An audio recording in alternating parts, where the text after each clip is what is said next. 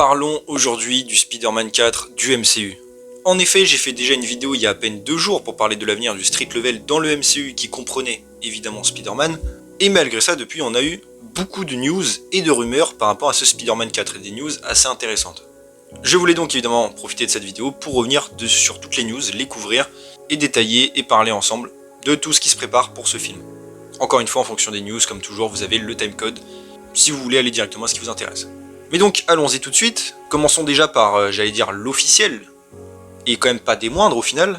On a appris du coup plus ou moins qui serait le réalisateur. Alors, c'est pas encore signé 100%, mais c'est en négociation et c'est très proche apparemment d'être finalisé. Donc on peut quand même le prendre je pense pour acquis à l'heure actuelle. Et il s'agit, j'en ai déjà parlé évidemment, de Destin Daniel Cretton, le réalisateur de Shang-Chi et la légende des 10 anneaux.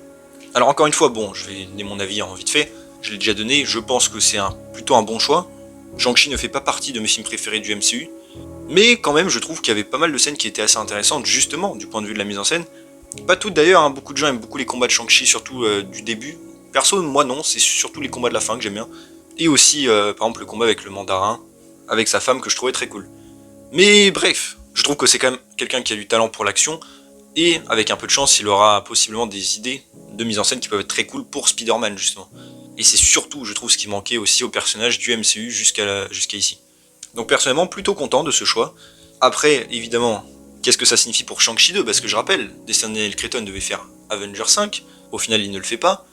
On sait qu'il a travaillé sur Wonder Man, qu'il devait s'occuper de Shang-Chi 2, une série sur Xialing aussi, qui apparemment est abandonnée, enfin en tout cas on imagine. Et Shang-Chi 2, normalement, selon les rumeurs, ne devait pas sortir dans si longtemps que ça. Alors il y a un leaker qui dit depuis longtemps que ça sortirait après Secret Wars, je pense que on va l'écouter parce que le calendrier commence à s'éloigner de plus en plus, et en effet je pense pas qu'il y aurait le créneau pour qu'il réalise les deux films. Donc soit Shang-Chi va changer des réalisateurs, soit il sera décalé évidemment à plus tard. Sans compter que le réalisateur va aussi faire un film Naruto au passage. Donc bon, je sais pas quand est-ce qu'il aura le temps. Un autre truc aussi qui m'a un petit peu saoulé personnellement, c'est le retour du coup des scénaristes de la trilogie Homecoming. Personnellement, j'allais dire, enfin pas en tant que personne, mais leur travail je déteste. J'ai détesté 2 des 3 films, et le troisième, je l'aime surtout grâce au fanservice. Niveau scénario, je pense que c'est un des pires films que j'ai vu. Sans rigoler. Je parle au niveau des facilités surtout, plus que autre chose. Donc évidemment, moi personnellement, je suis très déçu de ce côté-là. Ensuite, on a eu, avant de passer aux grosses rumeurs évidemment, on a eu quelques petites rumeurs que je case ici. Déjà pareil, selon les médias, bon c'est plus de l'officiel, Zendaya sera en train de revenir, avec Tom Holland évidemment, mais elle en particulier, et les leakers disent son rôle évidemment ne sera pas qu'un caméo. Bon, évidemment, j'en ai déjà parlé dans d'autres vidéos, je trouve que c'est, pour moi, une des pires idées possibles. La fin de No Way Home était marquante justement pour cette séparation, la fait revenir dans le film d'après. Encore une fois, j'aurais peut-être accepté un caméo de loin, même si je sais que l'actrice est connue, tout ça. Donc franchement, évidemment, pas intéressé du tout et très très déçu de ce côté-là. Sans compter qu'une autre rumeur dit que le sort de Strange, qu'il a fait à la fin de No Way Home, sera exploré évidemment dans les suites, et sera finalement brisé. Donc en gros, Spider-Man redeviendra connu de tout le monde, Zendaya se souviendra de lui, toute la planète se souviendra que c'est Spider-Man. Encore une fois, je déteste cette idée, évidemment, ça casse tout No Way Home. Après, ils n'ont pas dit quand ce serait fait, si c'était dans le film la Spider-Man 4 ou plus tard, mais bref, évidemment, personnellement, pas intéressé par cette idée. Et ça casse toutes les bonnes idées qu'avait mis en place No Way Home.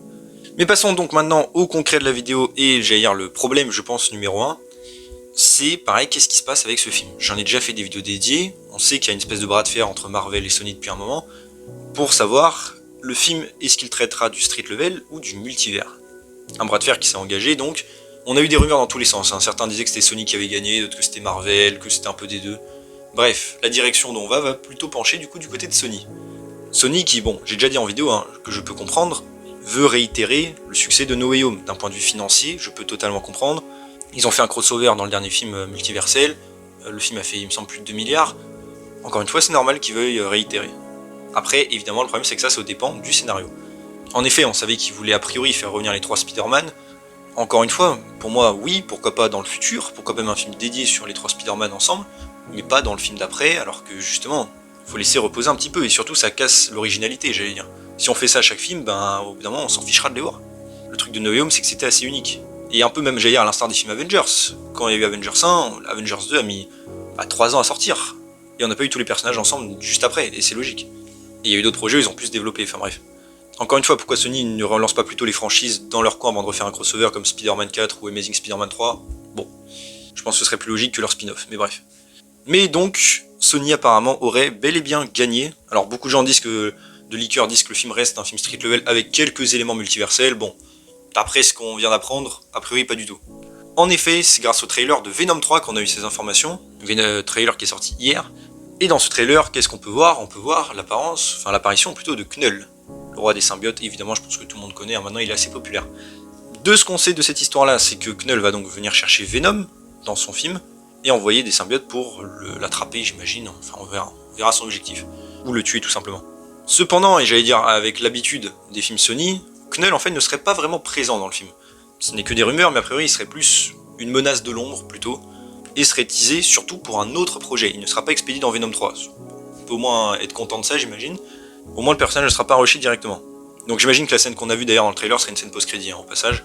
Et donc il garderait Knull pour un autre projet, un grand projet plus tard. Alors pareil, j'avais déjà théorisé moi à l'époque dans des vidéos de qu'est-ce qui pourrait se passer. Pourquoi pas que ce soit le méchant du Sony Spider-Man Universe avec Kraven, Morbius, tout ça, en vrai ça pourrait être marrant, enfin. GR c'est un peu la seule chose qu'ils aient à faire quoi on va dire. Et en plus GR cet univers a commencé avec Venom, symbiote, tout ça, donc ce serait plus cohérent que ça se finisse avec ça. Mais au final vous en doutez puisque je parle de Spider-Man 4, selon les rumeurs, en fait Knull serait tout simplement lié à ce film. Les rumeurs disent que ce serait plutôt en fait un délire par rapport à la scène post-crédit de No Way Home, où on sait qu'un morceau du symbiote est resté dans la Terre du MCU, Terre 99999. Et que du coup Knull est attiré par ce morceau de symbiote. Et du coup j'imagine que par accident entre guillemets, il va se tromper et pas aller trouver le Eddie Brock de Venom 3, enfin j'allais dire de Venom, pour une raison quelconque, j'allais dire peut-être qu'il va plus le sentir, et qui va donc se rendre sur la Terre du MCU pour récupérer le symbiote et se rendre compte qu'il n'est pas dans la bonne dimension, ce qui fait que le Venom du MCU, enfin de Sony, viendra dans la Terre du MCU encore une fois. Et donc j'imagine, selon même ce que disent les leakers, et ça me paraît logique, on aurait le Venom de Sony et le Spider-Man de Tom Holland faisant équipe pour affronter Knull dans ce film.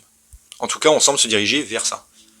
Et comme je l'ai déjà dit, personnellement, je suis extrêmement peu hypé pour ça. On en reparlera pareil du côté street level après, mais No Way Home nous promettait comme fin un film street level. On retourne aux bases de Spider-Man, le héros de la ville, il n'a plus d'identité en plus, Peter Parker, donc là il est focus dans sa traque, j'allais dire, de criminel, et l'enjeu du film était surtout, j'imagine, que Peter retrouve une vie plus ou moins normale au fur et à mesure. C'est un thème que je trouvais très intéressant, un peu à la Spider-Man 2 même, pourquoi pas, mais inversé cette fois-ci. Enfin dans le sens où il passe plus de temps en Spider-Man qu'en Peter Parker, c'est ça que je voulais dire. Ça pourrait être très cool. Ça coïncide aussi avec la montée, j'allais dire, de la menace street level dans le MCU avec Born Again, qui sort très bientôt et qui va mettre en vedette Fisk, qui va devenir maire de New York et qui va traquer Spider-Man, ça on le sait. En tout cas, ce sera commencé dans Born Again.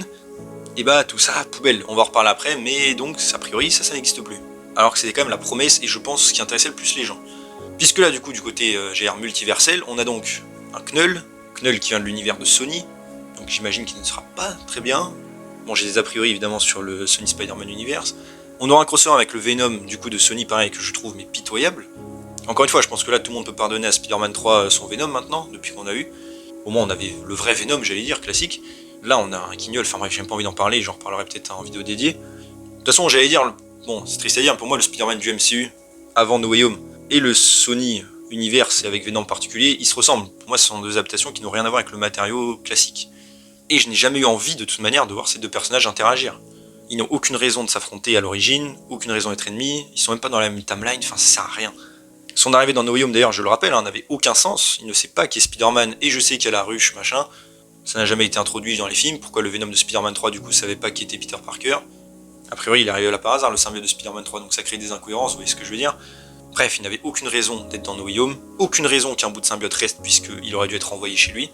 Et même la scène post-crédit de Venom 2 semblait nous teaser un combat entre les deux. Donc là évidemment ils seront amis dès qu'ils vont se voir, logique, et en même temps ils n'ont pas de raison de s'affronter.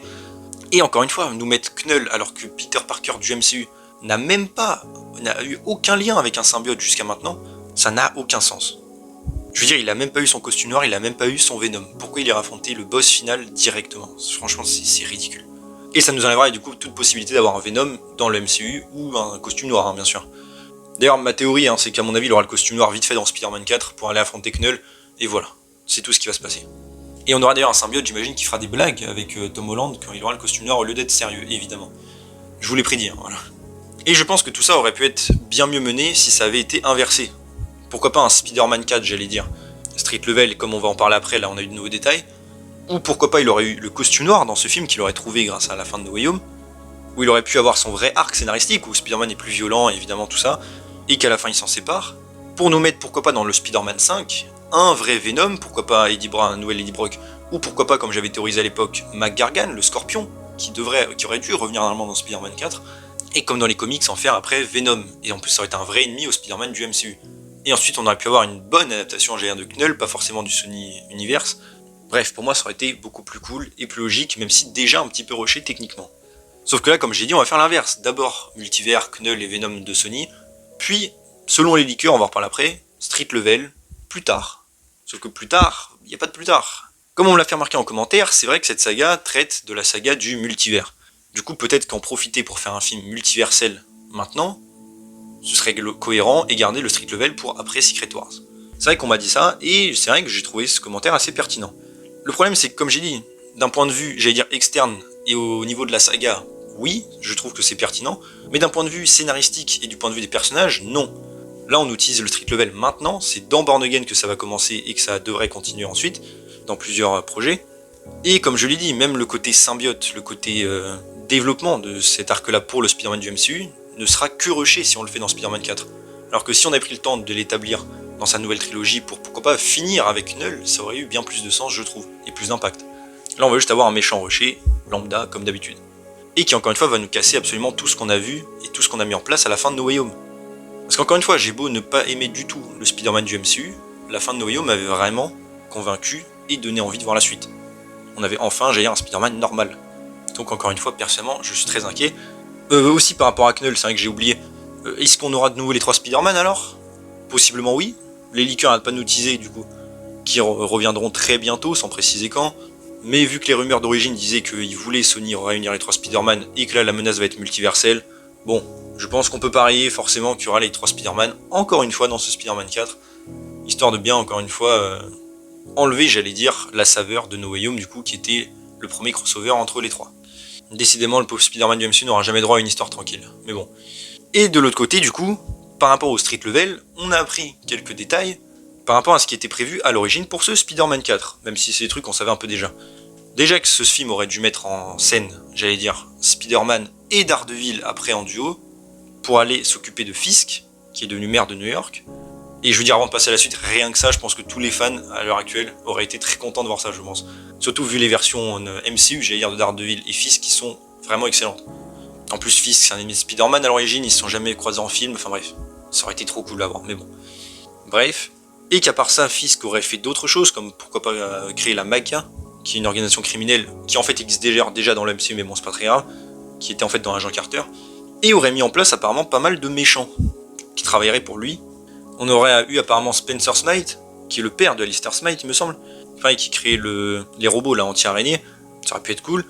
Mister Negative, qui a été assez popularisé grâce au jeu Spider-Man PS4 que beaucoup de gens voulaient voir. Mon perso, c'était pas le méchant que j'attendais le plus, mais bon, c'est un bon méchant, donc en vrai, pourquoi pas, et c'est un méchant de Spider-Man, pour une fois.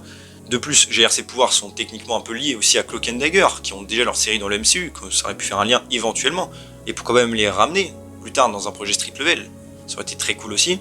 Et surtout 2 personnages que personnellement moi m'a hypé beaucoup. Déjà le retour évidemment du Scorpion, teasé depuis Homecoming et que du coup on ne reverra jamais a priori, puisque ça s'est annulé. Scorpion du coup qui aurait travaillé pour Fisk, c'est ce que j'avais prédit, enfin théorisé depuis le début et ça aurait été très cool. Un méchant qu'on aurait pu garder et comme j'ai dit développer, pourquoi pas en faire même le Venom du MCU, comme dans les comics au final, ça aurait été très cool. Et aussi le retour du coup de Aaron Davis en Prowler, qui était déjà dans Homecoming évidemment, qui était pour l'instant juste un petit criminel, et qui est revenu du coup dans Across the Spider-Verse où on a vu qu'il avait son costume. Donc encore une fois ça aurait été très cool, et même pourquoi pas commencer à introduire Miles Morales pour le futur du MCU, tout ça. Bon évidemment tout ça du coup c'est poubelle. Encore une fois il y a un leaker qui dit que ça c'est repoussé. Encore une fois, mais repoussé pour quand en fait? Parce que là il y a tout plein de films qui se préparent, le Spider-Man 5 qui sortira pas avant quoi, 2029-2030. L'histoire du Street Level sera déjà terminée. Daredevil a commencé, on a la diffusion en 2025, 2026 la saison 2, l'arc de Fisk il est terminé après ça a priori. Je rappelle aussi, bon, même s'il s'en sort très bien, que l'acteur de Fisk il vieillit aussi. Il me semble qu'il a dans les 65 ans. D'ici à ce que Spider-Man 5 se fasse, il aura plus de 70. Alors oui, je sais qu'il fait pas très vieux, que tout ça, il a toujours le physique, tout ça. Ok, c'est cool. Mais il faut quand même prendre ça en compte, même pour lui, ça peut être éprouvant. Et s'il commence vraiment à vieillir, je veux dire, ça va se voir. Pareil pour Charlie Cox d'ailleurs, qui joue Daredevil, bon. Pareil, il est moins vieux et tout, bien sûr, mais bon, il a plus de la quarantaine, tout ça, donc voilà. Tom Holland aussi qui va se rapprocher de sa trentaine, même qu'il l'a passé peut-être, je sais plus. Je veux dire, pour un Spider-Man soi-disant un peu jeune, il va falloir quand même garder ça, je pense. Et encore une fois, toute la hype, j'allais dire, va être passée, c'est ça le problème. Comme j'ai dit, l'histoire de Fisk et du Street Level sera déjà finie, puisque dans Born Again, tout va être fait. Et Spider-Man était censé sortir entre les 2 saisons, justement, ça c'était pas bête. Là, ce sera terminé. Ou alors continuer dans d'autres séries, j'imagine, comme des revivals de Punisher, et etc. Le Scorpion, ça fera plus de 10 ans qu'on l'a teasé, bah, tout le monde s'en fout. Alors oui, vous allez me dire, c'était un peu pareil aussi avec le leader dans la Croix Hulk, c'est vrai. Mais honnêtement, combien de personnes savaient qu'il existait encore ce personnage, à part, j'allais dire, quelques fans et moi y compris? Personne, je pense. Et tout le monde s'en fichait de lui, malheureusement. C'est pour ça d'ailleurs, je pense pas qu'il sera très bien utilisé d'ailleurs dans Captain America. L'histoire du symbiote, encore une fois, sera finie et enterrée, puisque ce sera déjà fait dans Spider-Man 4, et j'allais dire désamorcé pour toute la suite, puisque le Spider-Man de Tom Holland aura déjà fréquenté un Venom, il connaîtra déjà l'ennemi, il connaîtra déjà les symbiotes avec Knull, donc plus de symbiotes pour le Spider-Man du MCU, jamais de costume noir. Encore une fois, un arc dont on se passe qui aurait pu être très cool. On se prive de très bons ennemis, je trouve, comme j'ai dit, bon j'ai parlé du Scorpion, mais rien que le Prowler, même pour la suite avec Miles Morales, Fisk évidemment, encore une fois qui est un ennemi de Spider-Man normalement, un crossover avec Daredevil, même si j'en ai déjà parlé, j'aurais pas aimé qu'il prenne trop de place non plus, c'est super cool, c'est le duo emblématique des comics, hein. C'est pas Iron Man, hein, le pote de Spider-Man à l'origine, hein, mais bon, bref. Et c'est un duo bien plus naturel en plus. Et encore une fois, on va, j'allais dire, échapper au côté urbain de Spider-Man. Spider-Man, c'est le héros de New York, c'est pas juste le héros des Avengers, encore une fois. Et c'est tellement ce qui manque au Spider-Man du MCU. Pour le coup, bon, le Spider-Man de Tobey Maguire, pour ça, a été parfait. Le Spider-Man d'Andrew a très bien géré aussi cet aspect-là de héros de New York. Et le Spider-Man du MCU n'a absolument rien fait de ça. Et j'allais dire, c'est une part du personnage qui manque, quoi. Je trouve ça vraiment dommage. Aussi, pareil, bon, je le rajoute, hein, mais je pense qu'on peut aussi du coup virer Black Cat, la chatte noire. Encore une fois, qui n'a jamais été fait en film, enfin, qui aurait dû l'être fait, enfin bon, techniquement qui aurait dû être dans Spider-Man 4 de Tobey Maguire, qui apparaît dans le Amazing 2, mais pas encore en Black Cat. Encore une fois, ça nous prive d'un arc très intéressant pour le Spider-Man du MCU. Déjà parce que bon, je pense du coup que vu l'histoire qu'ils vont faire, elle sera jamais faite, hein, évidemment. Même si le Street Level est fait plus tard, je pense que ce sera trop tard. Car le problème, encore une fois, c'est Zendaya. En effet, son personnage revient dans ce film-là, comme j'ai dit, pas pour un caméo. On entend les rumeurs que le sort de Strange va bientôt, on va dire, s'annuler. Bref, on sait très bien qu'il va jamais retourner, enfin il va jamais trouver quelqu'un d'autre que Zendaya dans le MCU. Donc Black Cat, évidemment, sous le nez, on l'aura jamais. C'est bien dommage d'ailleurs, parce qu'encore une fois, on l'a jamais eu en film, et ça aurait pu créer une dynamique intéressante, ou un développement pour le personnage, qui en ayant perdu, j'allais dire, son amour en tant que Peter Parker a pu retrouver en tant que Spider-Man, puisqu'il n'a plus l'identité que de Peter. Ça aurait pu être très cool, encore une fois, bon. Et ben non, évidemment, ça on s'en privera. Donc bref, je trouve ça vraiment dommage, personnellement. Encore une fois, je sais que le film n'est pas sorti, que tout peut arriver, et que le résultat même, j'allais dire, peut être convaincant. Mais honnêtement, j'en doute fortement. Quand on voit les équipes qui travaillent dessus, à part le réalisateur, bon, je sais vers où on va. C'est lié au Sony Spider-Man Universe que je déteste, donc voilà, encore une fois, pareil. Ça nous prive de tout ce qui nous était teasé, et qui allait être intéressant, justement, par rapport au thème du personnage. C'est ça qui compte le plus dans une histoire, c'est qu'est-ce qui se passe pour le personnage. Je veux dire vraiment objectivement là, à l'heure actuelle. Qu'est-ce qui raconte le plus une histoire pour le Spider-Man du MCU? Une histoire street level, où il est au fond du trou, où il a plus d'identité, où il se perd en tant que Spider-Man, et son histoire est de retrouver, j'allais dire, la foi en tant que Peter Parker et retrouver une vie normale. Ça qui pourrait être agrémenté de plein de choses, de Daredevil, qui lui donne des conseils sur comment lui-même a fait ça, surtout avec la saison 3 justement de Daredevil, où il était que en Daredevil. Ça aurait été un très bon parallèle.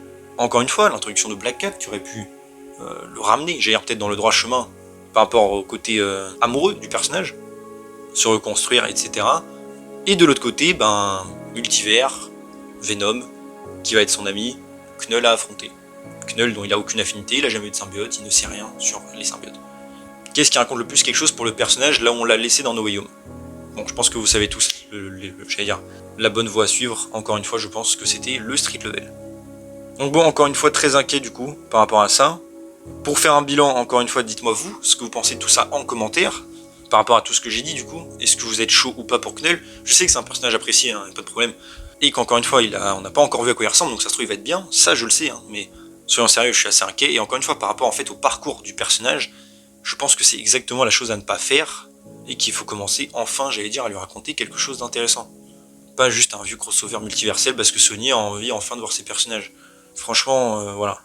C'est vraiment dommage parce que ma hype descend de plus en plus pour ce film, alors que c'était un de ceux que j'attendais le plus. Donc encore une fois, dites-moi tout ça en commentaire. Pareil, êtes-vous plus street level, multivers? Dites-moi tout ça en commentaire, et voilà. Donc j'espère quand même que la vidéo vous a plu, si c'est le cas, n'hésitez pas à vous abonner, liker, commenter, partager, activer la cloche, à me suivre sur mes réseaux sociaux, mon Discord, les liens en description, et on se retrouve bientôt pour une nouvelle vidéo, salut tout le monde.